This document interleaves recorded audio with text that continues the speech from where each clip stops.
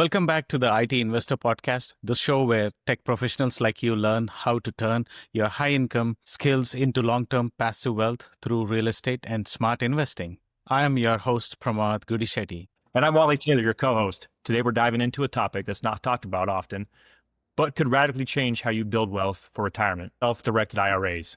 These powerful accounts let you invest your retirement dollars in real estate, private equity, even startups. And the best part, it's all tax advantaged. Joining us today is someone who lives and breathes this stuff, Daniel Tercey from directedira.com. Daniel works with thousands of investors who use self-directed IRAs to build alternative wealth strategies beyond Wall Street. He is going to break down today what's possible, what to avoid, and how you can start putting your IRA dollars to work the smart way. Yeah, so if you're ever wondered how to use your IRA to invest in real estate or private deals, or if you're sitting on some old 401ks from previous jobs, thinking to yourself, there's got to be a better way, this episode is for you. So let's jump in. Daniel, welcome to the show. It's such a pleasure to have you here. How are you doing today? Hey guys, thanks for having me. I'm doing all right. Hope you guys are doing okay. It's a little hot up here in Austin, Texas, but I'm making it through.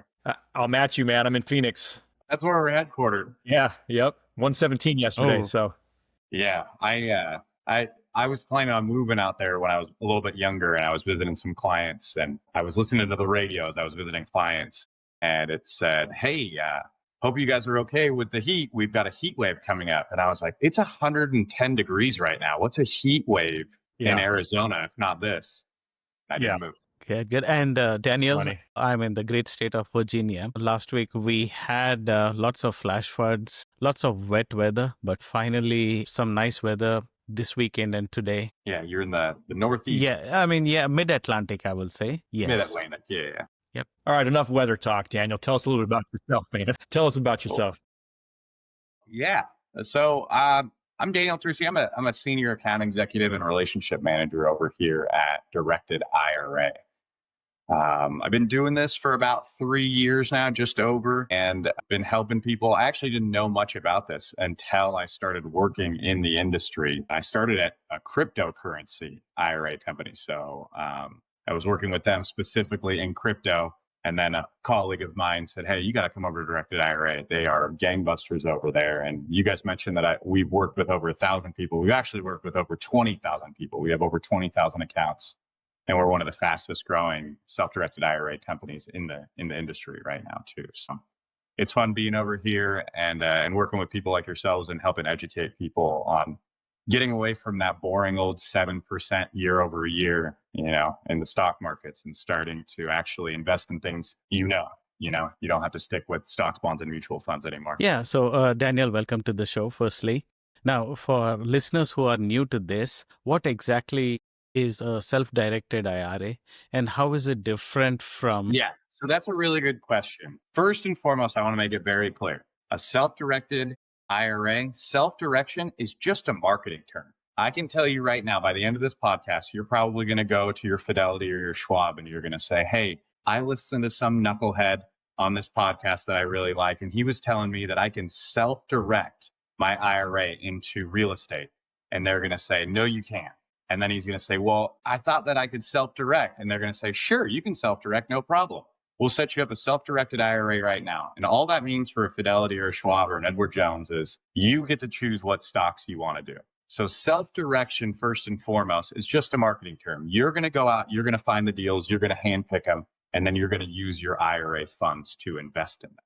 So with us, the main difference is we actually allow you to invest in anything. So there's two things an IRA cannot invest in. It's collectibles. So you can finally get rid of Beanie Babies. Maybe you thought Furbies were going to come back. No, you can get rid of those. And also life insurance contracts. Okay, so those are the only two things you can't invest in your IRA. The rest is totally on board. Now, Fidelity and Schwab, they make money off of stocks, bonds, and mutual funds. So, of course, they're going to tell you can only direct into stocks, bonds, and mutual funds. So we offer alternative assets for our self-directed IRAs, which is how you take those old Ks and IRAs and start investing in things like real estate, cryptocurrency, private money lending, where you're the bank. You can do small businesses, all sorts of things. Okay, that's great. That's awesome. You actually kind of skipped my next question, which is perfect. So I don't have to ask any more questions, I'll just get back to Pramod. But I was going to ask what types of investments that you can hold in the self-directed IRA. And just to kind of to recap there, you mentioned real estate, which is probably our primary example here for this podcast. Me personally, I'm also interested in the crypto self-directed IRA. Could you share some other examples? You mentioned businesses. What else can you do? So real estate's a big one. You could do things like syndications. You can do things like single family, multifamily. And then you can do, which I just got off the phone with a real estate investor and I told them, I'm not doing real estate investing yet. I just do private money lending. And they're like, well, if you're investing into real estate, if you're letting people who invest in real estate borrow your money, you're a real estate investor. So you can also do private money lending where you're actually the bank. So you can set all of your terms. You can say, hey, I want 2 points up front, which is 2% of the loan right in your pocket right away. And then you can say, and I'd also like 12% in a matter of 6 months. And then I'm going to say, you owe me a payment every month. And now you are the bank. You're controlling everything that goes on in this note.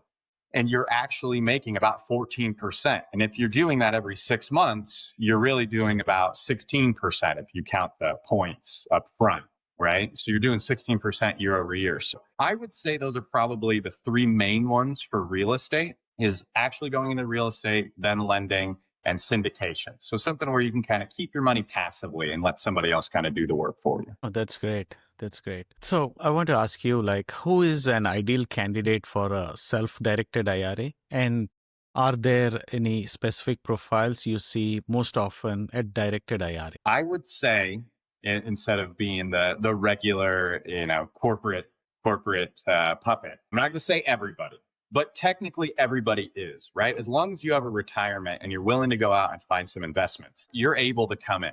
But I'll be a little bit more specific. And what I'd like to say is it's going to be the people that have a decent amount of money in their IRA. You can start with zero. And I'll get into some examples later on about how you can take a small amount and turn it into a lot. But, 20, 30,000 max, you can immediately get into private money lending. Now, the big portion of this is actually putting yourself out there. So it has to be people that are willing to do a little bit of work. Once you do a little bit of work, like let's say you go and visit your local real estate investors association, you're going to start finding other people who want to use your money. I'll be honest with you. I do educations all across Texas. Everybody wants to use other people's money. Nobody wants to use their own money. So once they find out that you have money, they're always going to come to you. You have to make sure you do your due diligence. Don't trust everybody, right? But anybody who has even just 20 to 30,000 inside of their IRA, they are a great candidate. And they can go out and they can start doing their own lending and their own investing. They don't have to just stick with stocks, bonds, and mutual funds. And Daniel, what type of IRA account are you talking about? Is it Roth IRA or, there could be many other products, which I'm not sure. If you could get into those details. Yeah. So let's talk about the two basic ones just really fast. Traditional and Roth. So just so everybody's familiar, a traditional IRA is pre-taxed dollars that are going to work for you. Therefore, when you withdraw them at 59.5, you take a distribution, they will be taxable dollars because the IRS wants to get their money. They give you a great tool to invest and go tax-free while you're doing it inside of it, but they want the money on the back end. A Roth IRA is going to be post-tax dollars. And that is going to go into the IRA and operate just like the same as the traditional IRA, where it's all tax-free inside. But the difference is you already paid your taxes. So when you take the distribution at 59.5 and 5 years seasoned, you can actually take that out tax-free because you already paid your taxes. So the IRS kind of gives you a hand and says, hey, thanks for paying your taxes up front. Glad you made some great investments. Okay. And then we have some bonus ones, which are like solo 401ks, SEP IRAs. And those are for self-employed people. And then we have things like HSAs, these are specialty accounts, and ESAs, education savings accounts. So those are all of the options that we offer and are pretty much all of them for qualified accounts. And just to continue some more questions related to this, I have seen my friends and family who have switched jobs and they had their 401ks with the previous employer and now with the newer employer. Can you talk a little bit about this scenario where they could make use of the older company's 401k? Yeah.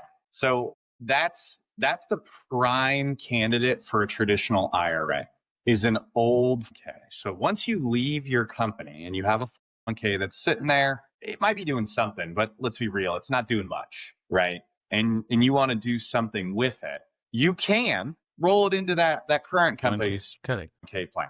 You probably don't want to. You probably want to actually make some good money with it. So you can actually roll it over to an IRA. Most of the time, it's going to be traditional.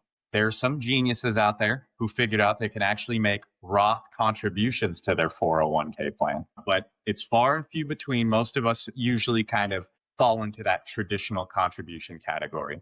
And again, once you leave your employer, it's very easy to move it over to an IRA. When you're currently with your company, I always say there's about a 5% chance, I feel like I'm even going above by saying that you can do what's called an in-service rollover, where you can actually take the current 401k and move it into a traditional IRA. It's a very small chance, though. I've actually seen it just this year, one time. So just to wrap it up, the smart way is to roll the older company's 401k into a self-directed IRA and use it for investment purposes, whether it is real estate or lending or whatnot. Yeah, exactly. Awesome. That's a good tip. Yeah, I recently did that myself. My last company was acquired in November, and that's how I came across directed IRA. A friend of mine recommended me to you guys, and I rolled a 401k in. Very happy thus far. Let's switch it up and talk real estate for a second. How can investors use their self-directed IRAs to invest in, we mentioned syndications or even directly owned property? Can you talk about that a little bit? Yeah. So have I frozen? We can't access your video. That's interesting. You did. There we go. I'm back. I don't know what happened. Okay. So yeah, let's talk about how to purchase real estate inside of your IRA. So I'm going to use my company specifically as an example. Okay. So at a Fidelity or a Schwab, like I said, they say you can only invest in stocks, bonds, and mutual funds. So they give you a menu. And in that menu, you can kind of think of it like an iPad menu where you can kind of pick and choose what you want, and then you click submit or you click purchase, right? And then they just go out and they buy it. Well, that's easy when you just have a selection of items, right? We say you can invest in whatever the heck you want. So what we do is once you have your account set up with us, we allow you to go into a portal, you click the invest button, and then we open up another section that's going to have a whole bunch of forms. And you're going to match whatever your investment is with those forms. In this case, the syndications, real estate, earnest money deposits, private money lending. So that's going to be promissory notes, unsecured, secured. You're going to choose between one of those four. And then once you click that PDF, it's going to just kind of prompt you to go through some steps. And you're just going to fill that out. And that's going to tell us, the custodian, what you're trying to purchase, so what the asset is, who we're going to send the money to, right? And then what we are going to custody. Because as the custodian, we are the reason why you remain tax exempt. Okay. So once you have all of those put into place, we cut out a check. It takes us about 24 to 48 hours. We're typically on the 24-hour mark, but sometimes we get busy. So we have an SLA time of 24 to 48 hours. And then we cut that check out, and then we receive whatever the asset is. And then once we have that dictates how we should be looking at it. If it's a promissory note, should we be receiving monthly payments? If we don't receive monthly payments, is it defaulted? Are you doing a buy and hold where we're going to be doing some rent collection? So people are going to be writing checks to us, all of that. So all of that happens through us. Okay. So you fill out a direction of investment form, and it tells us where all the money is going. You never have to touch the money because you're a taxable entity, so you don't want to touch that money. Okay. Yeah. Got follow-up questions there. I didn't mean to interrupt you, Pramod, but what are some of the costs to the account holder for participating in a transaction like? So that's a good question. So again, most custodians are going to be charging transaction fees. With us, it's going to be one of two transaction fees. It's either going to be $50, either going to be $50 or $150. The $150 transaction charge is for buying real estate. We all know a lot of paperwork needs to be signed. Sometimes multiple checks need to be cut. So a lot of things transpire. That's why it's the most expensive one. The $50 one, that's for basically everything else. A syndication, that's pretty simple. It's just some paperwork, send out the money, and then we just kind of sit back and wait, right? Private money lending is actually my favorite one because all my private money lenders go, hey, borrower, it's also an extra $50 because that's what my custodian charges. Private money lenders don't even pay the $50. They just have their borrowers pay it. To kind of maybe add in an extra layer here, in order to avoid any transaction fee, you can actually set up an IRA LLC. And because you're actually managing this LLC's bank account, we're not sending out any money. There's no moving in the background for us. So now there's no more transaction fees. Interesting.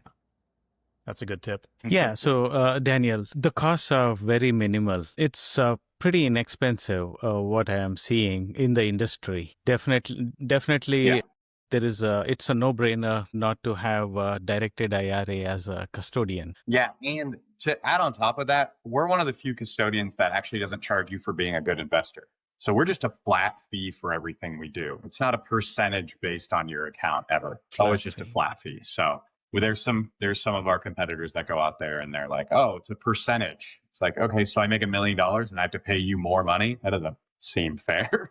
Yeah. Why all of a sudden is it worth more? I don't know. That's great. That's great. Now, having said that, I just wanted to ask you a little bit more about your company, Directed IRA. Can you tell our viewers when this company was established and where this company is located? Yeah, so we were set up about 7 years ago by Matt Sorensen and Mark J. Kohler. They run a podcast, the Directed IRA podcast.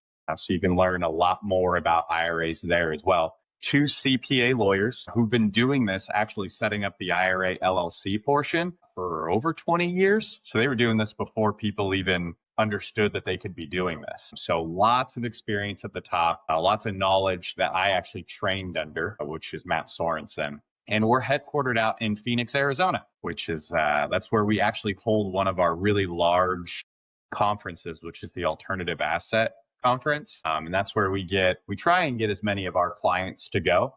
And then we bring in a lot of industry experts who kind of tell you how they've used their IRAs in the past and how their current clients are using their IRA to invest with them. So it's a really good place to find investments and find money. Okay. And some more questions. So I know you are based out of in Phoenix, Arizona, but you can work with people with their IRA accounts in any of the states, right? In any of the states. Yep.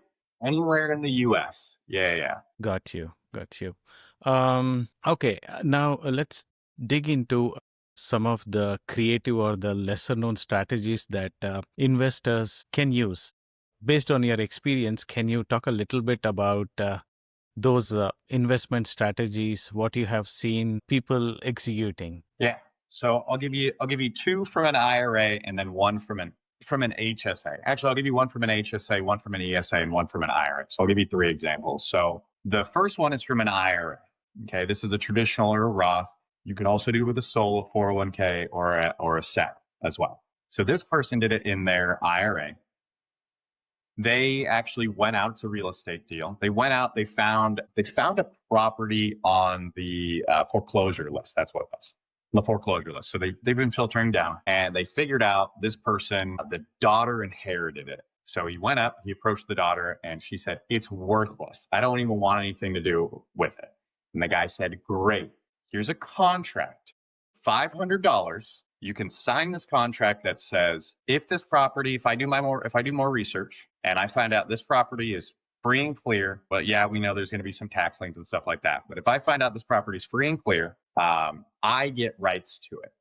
And with that, I will give you an additional $4,500. Okay. So for $500, he used his IRA to sign the agreement. We signed it. It was an earnest money deposit, $500 earnest money deposit to hold this contract, an option contract, right? So he puts the $500 down from his IRA. And then he goes out and starts doing his due diligence. He finds out there's a bunch of money owed on it, back taxes, all this stuff. But he finds out how much the property is also worth, and he finds a buyer. So he goes back to the lady, says, hey, I'm going to exercise this contract. And what he did was he closed there and then closed with the buyer. So he used his IRA again to sign with the buyer as well. And all said and done, I'm not going to get into everything that he owed because there's lots of nuances and everything that went into it. But when it was all said and done, he used all of the profits of this home that he just sold to pay off the taxes, to pay off all the money that was owed on the home, and to give that lady, the daughter, an extra $4,500, right? All of that money came outside of the IRA. It was the profits that he made on the IRA. It's what the contract said he was supposed to owe. He made $125,000. So from $500 inside of his IRA, he made $125,000 to put back in. So that's an option contract into a double close. Yeah. That's pretty wild. So very creative. And I'll be honest with you, that's a grand slam. We're not always going to find those. But for the people that have $500 in their IRA and they're like, I can't do anything with it. Yeah, you can. It's just as you're doing these real estate deals, you just have to be aware, you know what, this looks better in my IRA than it does in my pocket. Mm-hmm.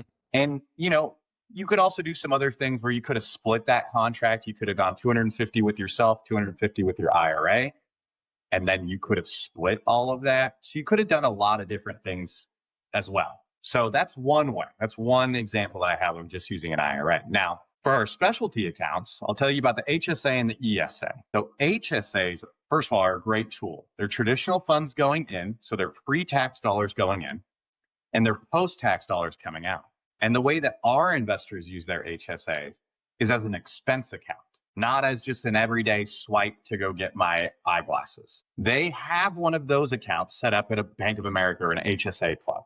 That comes with a debit card. You can go and get your glasses and your prescriptions all with that. Keep $1,000 in there. You want a bulk of your money investing with us because that's where you save all of your big medical expenses. Save all your big medical expenses. And you grow that HSA through the roof. And when you've accrued, let's say, $30,000 in medical expenses, and you have $70,000 in your HSA, you cash in all of those medical expenses, and you go take a nice, healthy vacation with that $30,000 you accrued.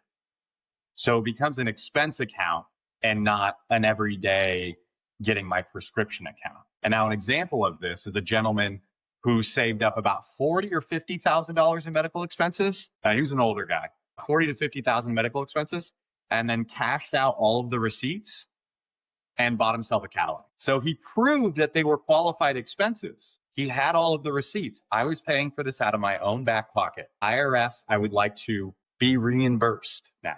My HSA has this much money. I would like to take out this much. How much is in receipts? He took that out, and he was able to use that money however he wanted. And he grew that money tax-free inside of the IRA. He put in tax-free dollars, grew it tax-free, and then pulled it out. Let's just say, he only put in $5,000 for that course of the time. He grew it to $60,000, and he only took out $50,000. That means he bought a Cadillac with only $5,000. All the rest was investments, right? Yeah. So that's the HSA. The ESA is a good one. This is, again, for small accounts. ESAs, you can only put $2,000 in. But I had a gentleman who was already paying for his child's education, private education. He was paying $40,000 a year for it. And he was like, this is crazy. I have to make like $60,000, $70,000 in order to pay $40,000. So I'm going to use an ESA and I'm going to do the exact same thing, except for with $2,000, I'm going to turn it into $40,000 tax-free. And then I'm going to pay for my child's education tax-free. So that's what he did. He was a wholesaler. So he took the $2,000, put it as an earnest money deposit, and then did an assignment fee to a fix and flipper. And he just did that. And it would make $40,000 a year, and then would pay for his kid's private education. And he just did that for the rest of the time the kid was in private school. Is that $2,000? Is that an annual contribution limit that you can make? So, like, example, I've got 2 kids. So if I open up an ESA, I can contribute $4,000 a year, my own money. You said it's pre-tax? Yes, It's pre-tax. How do you get the money in if it's pre-tax? You would just do a contribution. So anytime you're doing contributions out of your own pocket. So this is a little confusing because people are so used to 401ks. Yeah. Well, it comes out of my paycheck before it gets taxed. Therefore, it's pre-tax. All that happens here is you put money in, and then you basically tell your CPA, I put in this much money, and that comes back to you. So it's like a write-off at the end of the year. Gotcha. So $4,000 for 2 kids, or $2,000 per kid, and then you can save that up until they're ready for college or a private high school or something like that. If the kids don't decide, and sorry, I'm kind of taking this into my own situation. I'm sure we have plenty of listeners. We have a lot of parents on our podcast. Let's say the kids decide not to use to go to a college or something like that. Can the funds be moved to some other purpose, or is it stuck? Yeah. And I wish I would have looked this up. I just got this question over the weekend. Yeah. So my camera's cutting out again. Sorry. Hopefully you guys can still hear me. Yeah. You're good. Yeah. I don't know why it cuts out like that. Should be. Yeah. There we go. Yeah. Okay. Sorry about that. So if they don't use it, they can actually distribute it. And I believe it's the ESA that goes into a Roth, but you could only do the maximum contribution, which is like $7,000 per year, up to $35,000. I believe that's what it is. Don't quote me on it. I'm sorry. I know I'm supposed to be the expert, but it's a weird rule. And I believe they can also distribute it to themselves, but I think it comes out taxed. Can't remember. Okay. So there are ways to take it out though. That's what I told my audience on the weekend was, yes, they can do something with it. Forgive me for not knowing the exact thing they can do, but they can, yes. Okay. And one more thing, you can also, if you have a younger kid, you can say, hey, older kid, great, thanks. I'm going to now put this in this kid's name and use it for that. So it can be transferred. As long as they're under 35, I believe. Okay, cool. That's good info. Let's see here. I guess I had one more question. And you mentioned the gentleman that found that option and turned 500 into $120,000. Do you have any other like just wild examples of how somebody improved their retirement using a dramatic strategy? Yeah. So I know we talked about UDFI offline. So I'll use a UDFI example. So for people who don't know, I'm just going to kind of jump into it. For those who don't know what UDFI is, it's unrelated debt finance income. It's actually a way you can use your IRA to leverage purchasing. And the way that you do that is by getting what's called a non-recourse loan. Okay, so a non-recourse loan just means that the bank can't take recourse against you. In this case, your IRA, because it's in the name of your IRA. So it's also referred to as an asset-backed loan, just in case anybody's looking it up. So I have a client who had, I think, $70,000 in his IRA. I can't remember the exact numbers, but he took out a non-recourse loan on a plot of land, which, full transparency, taking out loans on land is going to be a little bit more difficult. Banks don't really like land, especially non-recourse loans, because land doesn't cash flow. Non-recourse loans are going to be a lot easier on real estate, but you're going to need about 30 to 40% down. So it's a lot different than a traditional real estate loan. So with a non-recourse loan, this gentleman, he had a good relationship with his local bank. That's how he pulled it out. He was also like a doctor or something like that. So I'm sure they couldn't take action against him, but they would have been able to harass him or something. I don't know. But technically, by the rules of the loan, they can't come after him. Anyway, so he takes out this loan and it's like 50% down or something. Again, I can't remember the exact numbers. It's on a PowerPoint that I have. Let's just say 70,000. He takes out 100. He puts 50% down. It's a $140,000 loan. He buys a piece of land.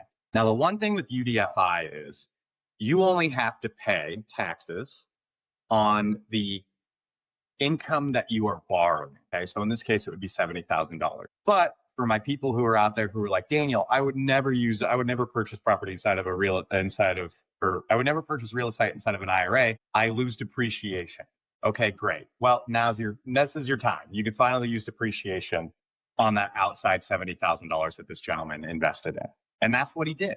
He just kept doing depreciation and trying to waive off as much of the taxes as he could. Mm-hmm. Waited, 2 years or 1 year? 1 year and a day, 2 years and a day to get the long-term capital gains. So by the time he finally sold everything, he only used $70,000 to make $80,000. He paid off the rest of the loan, made $80,000, and only paid taxes on the rest that was left on the loan as well. So that's the other piece. If you're paying onto this, right, and this is what people do with their real estate, like renting, they have renters that are paying, right? So you're actually paying off the loan. So by the time you actually sell it, you're only paying taxes on the leftover portion of the loan. And again, we're using depreciation. You're using the funds that you made from it. So a lot of times you're netting a lot more money by only using a smaller amount of money. So that's one creative deal. This guy, I talked to him and he was like, yeah, if I would have known that that's how it was done, I would have bought the 2 pieces of land right next to me too, because he had it in his IRA. He just only transferred over that much to buy that 1 piece of land. So a lot of my real estate investors are like, well, if he would have just cashed it all out, he would have made more money. And he's like, yeah, but He could have bought 3 pieces of land instead of just one with the full amount, right? So you have to kind of weigh out your options. So another creative way. It's a really cool example. So, Daniel, I know you gave us an example of the land.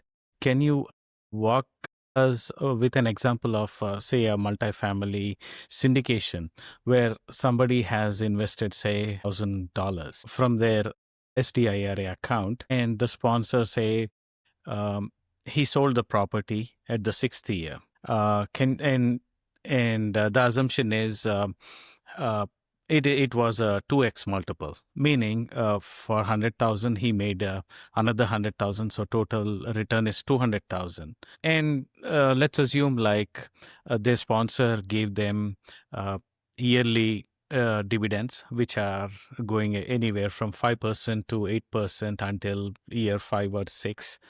So can you walk us this example, which has completed this full cycle? What would be the tax implications and all that, right from day one to the selling of the property? Yeah. So in this case, if the developer took out a loan, which a lot of them do, there is UDFI. But again, the developer should be using depreciation to offset all of those taxes. You will be given tax forms at the end of every year that you are going to have to file with your CPA.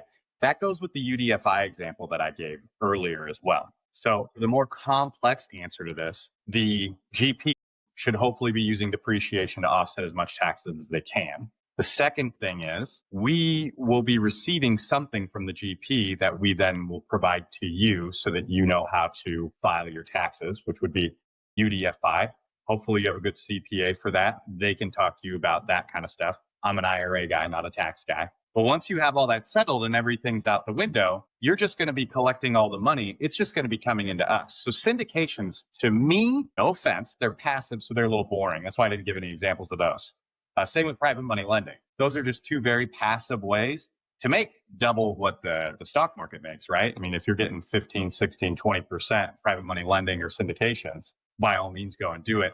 Those just aren't like really great examples, Yeah. like 500 to 125,000. So let me interrupt you a second. Every year, the sponsor is giving them a K1. Of course, the K1 Yes. involves depreciation. Is it true that anybody who has invested money through this self-directed IRA, they don't need to use this K1? So it depends on if the GP took out a loan with their money. They could be subject to UDFI that way. Okay, got you. Yes. But if they have all of it 100% funded by all different, whether it's IRAs, personal money, or maybe they have big equity coming in above it, they're fine.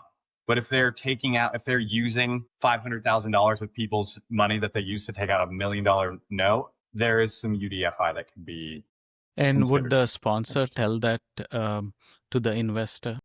You should know. Yeah, you should see it when you get your tax forms and everything from them. They should be offsetting it. It should be being depreciated. The owner of my company talks about all this all the time, and he's like, you are subject to UDFI, but a good GP should be depreciating that and getting it as low as possible. And back to basics. Now, since we are investing the self-directed IRA funds, my understanding is whatever dividends come, they come directly into this account, and these are not subjected to tax. Are they still subjected to tax? Is that what I'm... They sure are not. Nope. Anything that's operating inside of an IRA will never be taxed. Got it. Okay. Yeah. So what happens, let's say, when the property gets sold, if you can walk me that? Yeah, it's the same thing as if you would have bought your own property and died. First of all, you have to pay off whatever you owe, right? That stays out, just like that 500 to 125,000. You pay off everything you owe. All the profits go right into your IRA, and they have to. Otherwise, the IRS is going to be a little upset that you were trying to prosper from your tax-free income. So all the profits come into your IRA account, and when can you make use of that or enjoy that money? Yeah, for traditional IRA, it is 59.5. That's when you got to wait. It does come out taxed. But for a Roth, it's 59.5 and 5 years seasoned. So just know that. If you open up a brand new Roth when you're 59.5, you are going to have to wait 5 more years before you can take out the profits. So that's the only stipulation. Got it. Okay, now let's walk into What are the prohibited transactions and the disqualified persons often confuse people? Can you walk us through what not to do inside an SDIRA? Yes. I'll do the simple one and then I'll do a little bit of Okay. a complicated one. So simple is do not transact with grandparents, parents, yourself, your spouse, kids, grandkids, and their spouses. What Everyone do you else is mean by that? Do not transact. to transact. So Pramod, me and you, we're now, you're my dad. Okay. Because we look a lot alike. So you're my dad now. And if I want to lend you money, I Got it. cannot do that. You are a prohibited transaction. You're a disqualified party. But if we're now brothers, I can interact with you. I can transact with you, no problem. So brothers, sisters, aunts, uncles, cousins, nieces, nephews, friends, enemies, they're all up for game. Okay. I have people who try and sneak around. I just listed 8 people. You should interact with them. It's fine. It's fine. Now, the more complicated portion of this is I, Daniel, own a property in my IRA. So my IRA owns the property. I get a call from a tenant for some reason. Why I'm not using a property manager, I don't know. But I get a call from a tenant. They say, I have a leaky faucet. I can't even go put a piece of duct tape on that piece of property. That is interacting with my IRA's investment. So I'm giving free labor to do something for my investment. So that is a prohibited transaction. You have to do brains versus bronze. Okay. I can pay a property manager to go out there and do it. I can pay an electrician or a plumber to go out there and do something. I cannot swing a hammer. I cannot put a piece of duct tape on there. I can't go take a nap in the backyard, right? Those are all prohibited transactions. So you can't interact with your investment either. Yep. That's interesting. So what do you think are some of the biggest mistakes people that you see people make using their self-directed IRAs? Yeah, so I'll give you an example of a guy. He owned the land in his IRA. His wife owned the mobile home on top of it. That's prohibited. You can't interact with each other. He said, well, I wasn't charging her rent. That's even worse. Would you let somebody else put their mobile home on there for free? And he's like, no, that would make no sense. Then you're giving a direct benefit to a disqualified party's investment. And that is the issue. And then I told him to stop talking to me because I don't want to hear it. So it's prohibited. I don't want to hear it anymore. Stop. He's like, I didn't get in trouble. And I was like, yet the IRS can come and audit you at whatever stage they want of your IRA. So, Daniel, how should somebody protect themselves from fraud or shady deals when using SDIRA accounts? Yeah. So, I mean, this is the same thing that you're doing with your own money. You have to do due diligence. There is no silver bullet here, okay? You have to do your due diligence. We at Directed IRA don't provide any investment advice or anything. We do our best to educate you on how to use a self-directed IRA, and we bring in industry experts to show you what their clients are doing with their self-directed IRAs. It is up to you to go out and find the correct people to do business with. It's the same as doing it with your own money. No I'm different. glad that you are emphasizing that the account holder or the person needs to do his due diligence.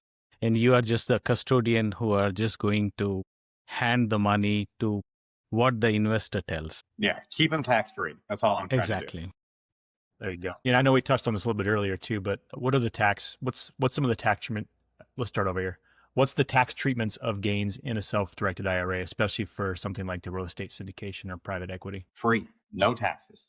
You don't have to deal with taxes anymore. The only time you have to is when it's UDFI or UBIT. And technically, that's being handled outside of the IRA. So to answer your question, technically, there are no tax implications at all. More technical, UDFI and UBIT can be caused by using your IRA to invest, but that's outside of your IRA anyway. As an example, I always give an example for UBIT, which is unrelated business income tax. Churches are tax exempt. We all know that. That's an easy one that we all completely understand. But church opens up a cookie stand, they're subject to unrelated business income taxes for all of the profits they make. Again, I'm not going to get into what that exactly looks like, but because they're operating outside of church duties, what the IRS deems as a church activity, they're subject to UBIT because they're doing things tax-free, while the cookie store down the way is actually having to pay taxes. So they're at a disadvantage. So the IRS tries to level the playing field. Again, to answer your question, no tax implications inside of the IRA. Yeah, that makes perfect sense. So how would an investor decide whether they want to use the traditional SDIRA versus the Roth versus their solo 401k? So 401k, solo 401ks, those are going to be for self-employed people with no employees. Okay, self-employed, no employees. You also need to be making some money. This is like the number one thing that people, they're like, I heard I can put in $69,000 into okay.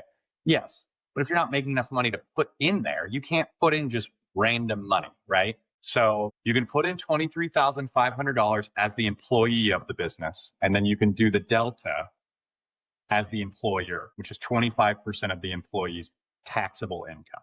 And that is the delta that you can contribute.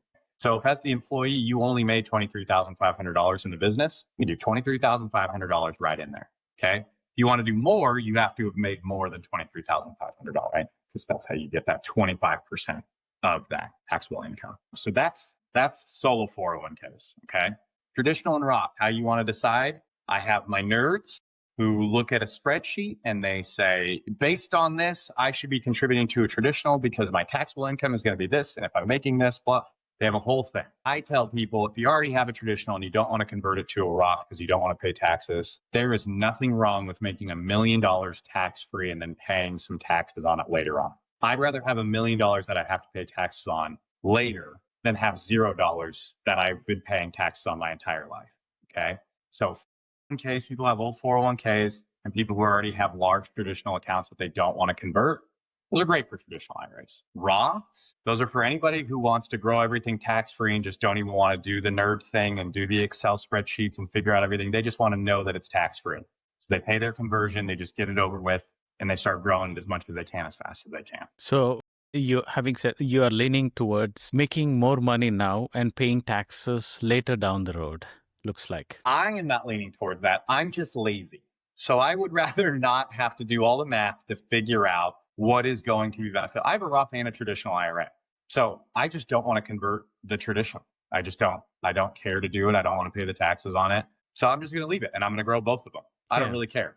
But I do have the option of converting it to a Roth should I want to.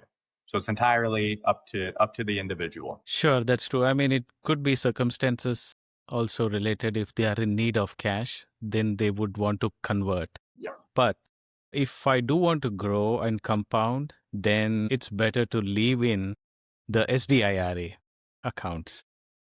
Yeah, agreed. Yes. So, Daniel, what are the steps to open a self-directed IRA with your company, and how long does it take to get up and running? Yep. So 3 steps. 1, find a custodian. Find one that'll actually talk to you and work with you. Maybe looks like me a little bit, however you want to do it. But you're going to want to book a call and somebody like me, I'm going to figure out exactly what account fits best for you anyway. The next thing is you need to fund the account. So you have one of 3 ways: contribute, rollover, or transfer. A transfer is like to like. So if you have a Roth, it goes to a Roth. If you have a traditional, it goes to a traditional. If you have a SEP, it goes to a SEP, HSA, ESA, same. Rollover is that old company W-2 sponsored plan. Typically is going to go into a traditional, but it's always going to match up whatever funds were contributed. If you did traditional and Roth, it'll go into each bucket. And then lastly is contribution. That's money right out of your own back pocket. Okay. So that's the money that you pay tax on from your W-2 job or whatever. The third and final thing is to find a deal, right? You got to go out and find a deal and you got to be able to invest it. We take 24 to 48 hours to set up anything. Anytime we have to deal with things going on outside of our control, is usually about 5 to 7 business days. So a transfer takes about 5 to 7 business days. A contribution is about 3 to 7. It just depends on when it all comes in and things like that. And then a rollover is the longest. That's 2 to 3 weeks. My main thing to emphasize here is make sure you have the account set up before your investment, before you find the deal. Because I've talked to so many people that are like, Daniel, I finally have a deal. I say, great, when are you closing? I say 7 days. And I go, awesome. There's a great chance you're not going to make this. And it's not us. We'll have the account open in 24 to 48 hours. You won't have money in your account for about 5 to 7 business days. And again, that's not on us. Once the money reconciles and settles, it's yours. Go for it. Run with it. We're not holding it. There's no 5-day holding period, nothing. Go for it. Get it out there. So it looks like whoever wants to invest, they should at least start 2 or 3 weeks advance, looks like. Typically, yeah, you want to get it done. If you got something you might be closing on at the end of the month, you better get it started at the beginning at the latest. Cool. You mentioned we've talked about the rollover. You mentioned the self-contribution to out of your own back pocket. So if somebody has a a self-directed Roth IRA already set up and they've rolled over funds already, they can now contribute whatever the annual IRS limit is moving Yep, forward. 7 to 8,000, depending on your age. Yep. Interesting. Okay. Shorthand. Okay, Daniel. Now, what kind of support and education does your company give for someone who wants to start? Yep.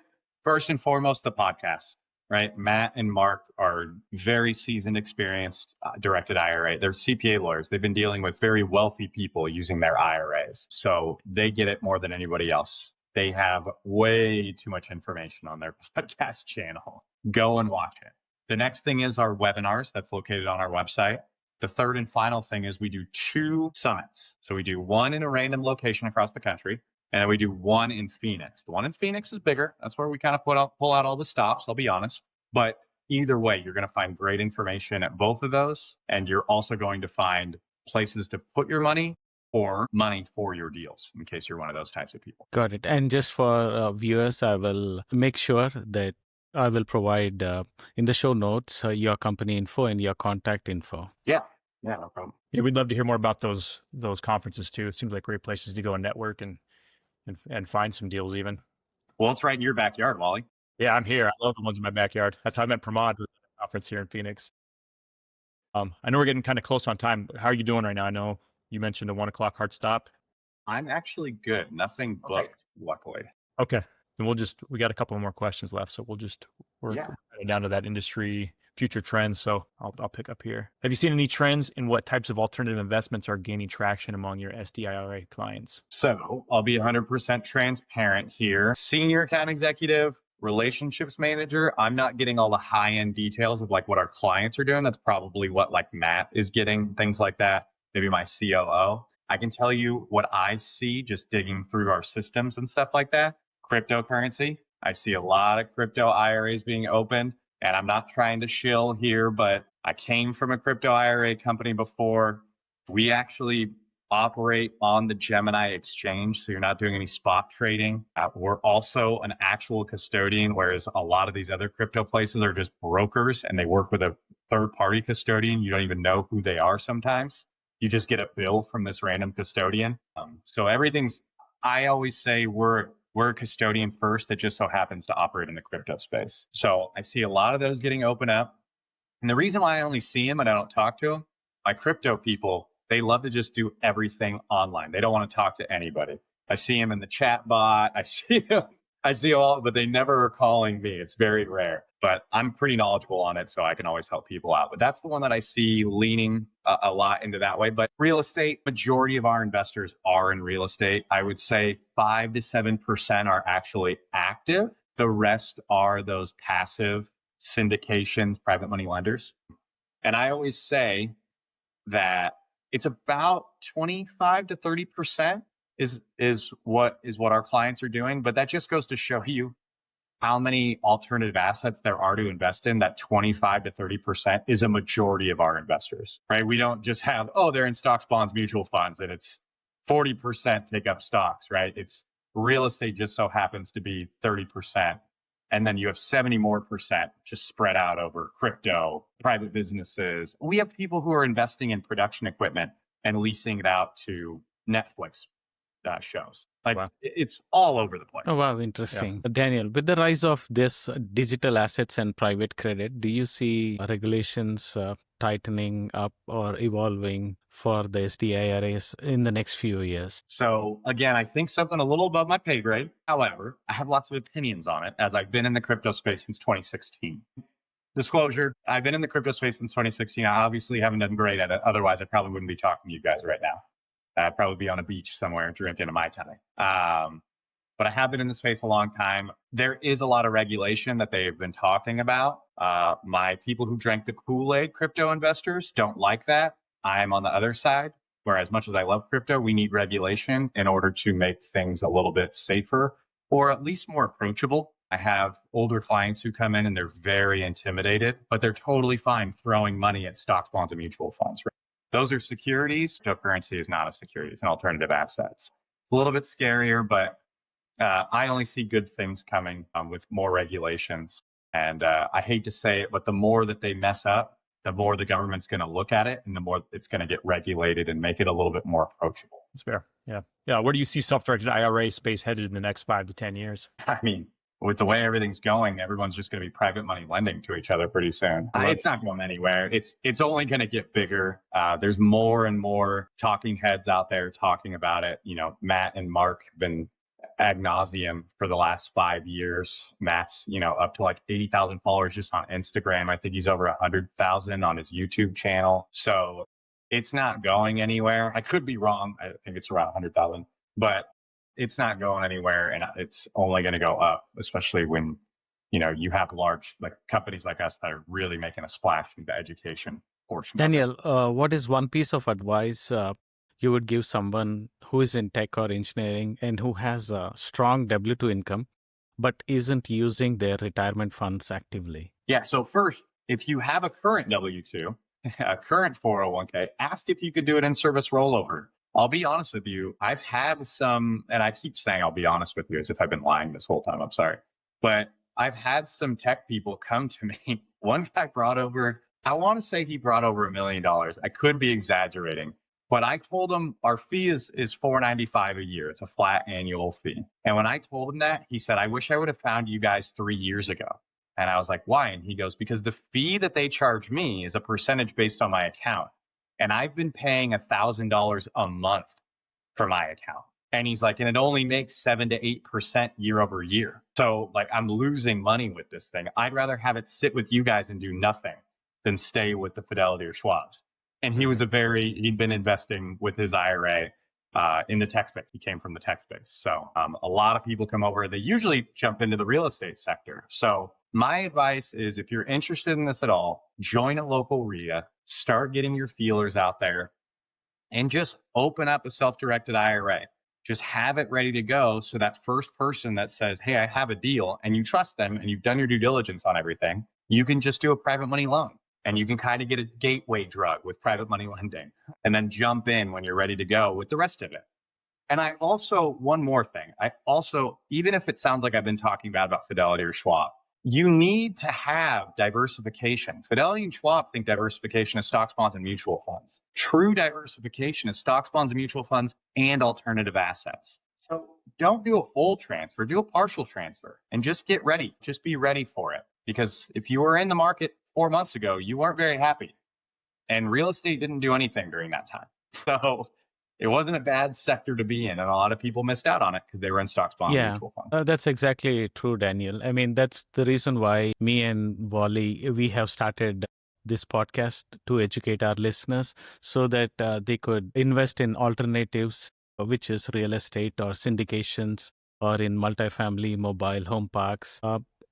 Short-term rentals, and that is where we come in. Yeah, so I'm glad you mentioned that. So investors should definitely try to invest in these alternatives, and which we provide all the education. Yeah, exactly. Cool. We're getting down to the end, man. I think we should do the wrap up. Because Daniel, you've shared a ton of stories, and the last question we had was tell us a fun story, but you filled it up. I was trying to wait, but No, man, I can tell you're passionate about it. So that's really cool. You shared some really cool examples. Let's see here.